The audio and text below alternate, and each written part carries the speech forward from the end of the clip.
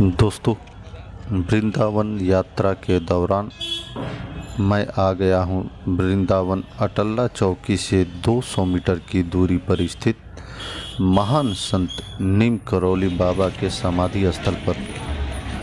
दोस्तों, इस समाधि स्थल की दहलीज पर मैंने जैसे ही अपना कदम रखा, एक अलग सा सुकून एवं शांति का एहसास हुआ।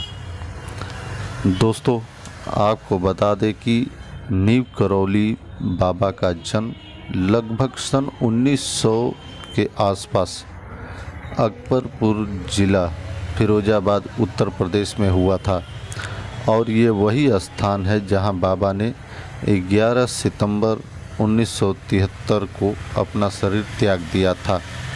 नीम करौली बाबा के बचपन का नाम लक्ष्मी नारायण था।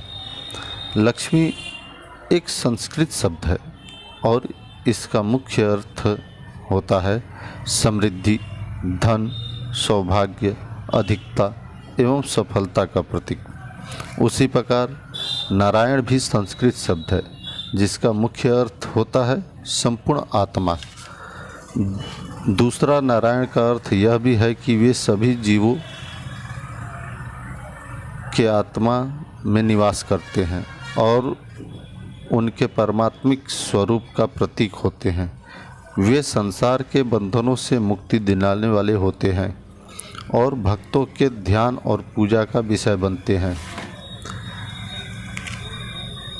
इनकी प्रारंभिक शिक्षा अकबरपुर में हुई थी और बहुत ही कम उम्र में इनकी शादी हो गई थी। इनकी शादी जब हुई उस वक्त इनका उम्र 11 वर्ष था, परंतु शादी के बाद भी इनका मन घर परिवार में नहीं लगा, जिसके कारण बाबा ने अपना घर छोड़ दिया और साधु संतों की भांति भ्रमण करने लगे।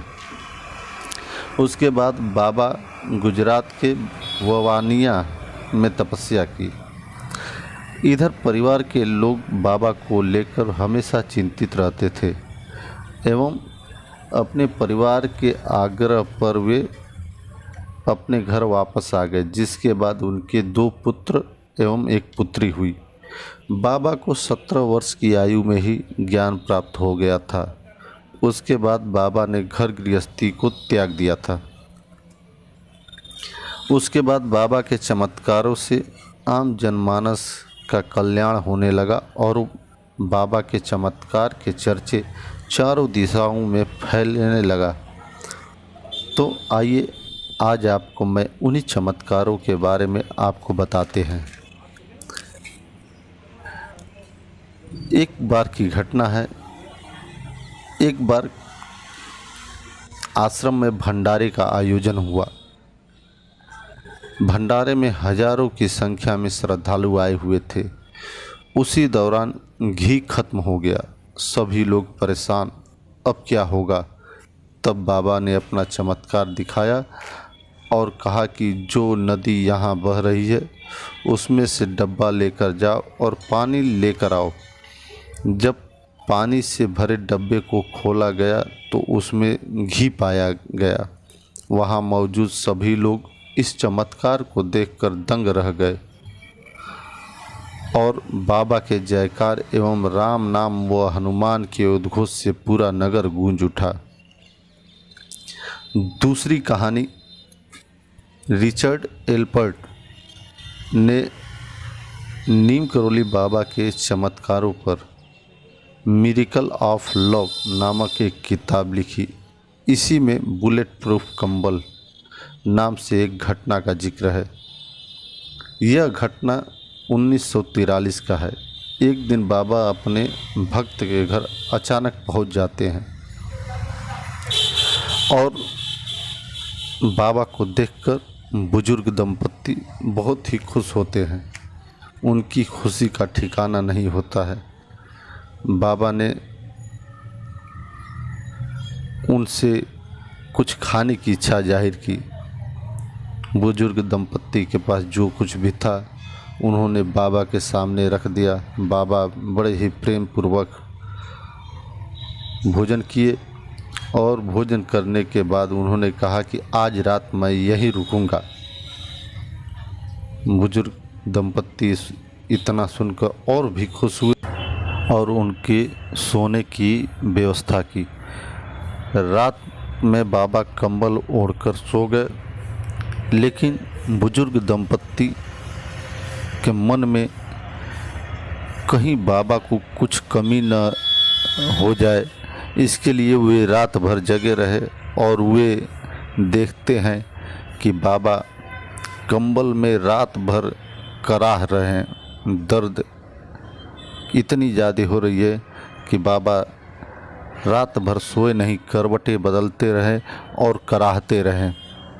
जैसे तैसे रात बीती, बाबा सुबह उठे और बुजुर्ग दंपत्ति को कंबल देते हुए उन्होंने कहा कि इस कंबल को नदी में प्रवाहित कर दो और याद रहे इस कंबल को खोल कर देखना नहीं है। बुजुर्ग दंपत्ति को कंबल देते हुए बाबा ने कहा कि जाओ, 1 महीने के बाद तुम्हारा बेटा सकुशल घर वापस आएगा। इतनी बात सुनकर बुजुर्ग दंपत्ति बहुत खुश होते हैं और बाबा वहाँ से चले जाते हैं। उसके बाद बुजुर्ग दंपत्ति कंबल लेकर नदी की तरफ जब आगे बढ़ते हैं और नदी से कुछ दूर होते हैं तो कंबल बहुत ही भारी लगने लगता है। बुजुर्ग दंपत्ति यह देखकर चौंक जाते हैं। वे सोचने लगते हैं कि बाबा ने तो हमारे सामने खाली कंबल ही लपेट कर दिया था, लेकिन इसमें ऐसा महसूस हो रहा है कि जैसे लोहे का बहुत सारा सामान रखा हो।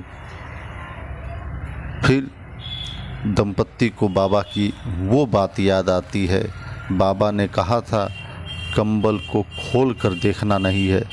इसलिए दंपत्ति ने बाबा की आज्ञा का पालन करते हुए कंबल को बिना खोले जल में प्रवाहित कर दिया। उसके बाद वे घर आ गए।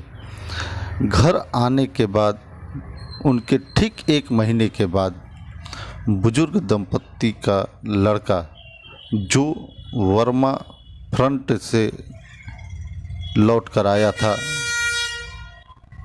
वह ब्रिटिश फौज में सैनिक था और दूसरे विश्व युद्ध के वक्त वर्मा फ्रंट पर तैनात था। जब वो घर आया और उसने जब अपनी एक घटना बताई, उसने बताया कि आज से 1 महीने पहले एक रात मैं दुश्मनों के घेरे में घिर चुका था। मेरे सारे सैनिक मारे जा चुके थे। सिर्फ मैं अपनी मौत का इंतज़ार कर रहा था। मुझे यह विश्वास था कि मैं कभी भी इनकी गोलियों का शिकार हो सकता हूँ, लेकिन न जाने क्या उस रात हुआ। न जाने उस रात किसी ऐसी शक्ति ने मुझे कवर कर रखा था कि मुझे एक भी गोली टच नहीं कर रही थी और मैं जैसे तैसे रात बीती। जब हमारी ब्रिटिश की टुकड़ी सुबह आई तो मैं बच पाया और जैसे ही इस लड़के ने उस रात की घटना बताई तो बुजुर्ग दंपत्ति के दिमाग में 1 महीने पहले की वो रात याद आ गई कि किस तरह बाबा ने उस बुजुर्ग दंपत्ति के लड़के के सीने की गोली को अपने ऊपर झेला और उस बुजुर्ग दंपत्ति के चिराग को बचा लिया। तो ये है बाबा की सच्ची घटना।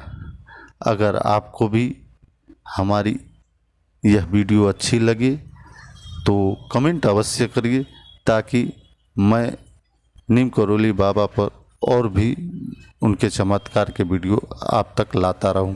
जय नीम करोली बाबा।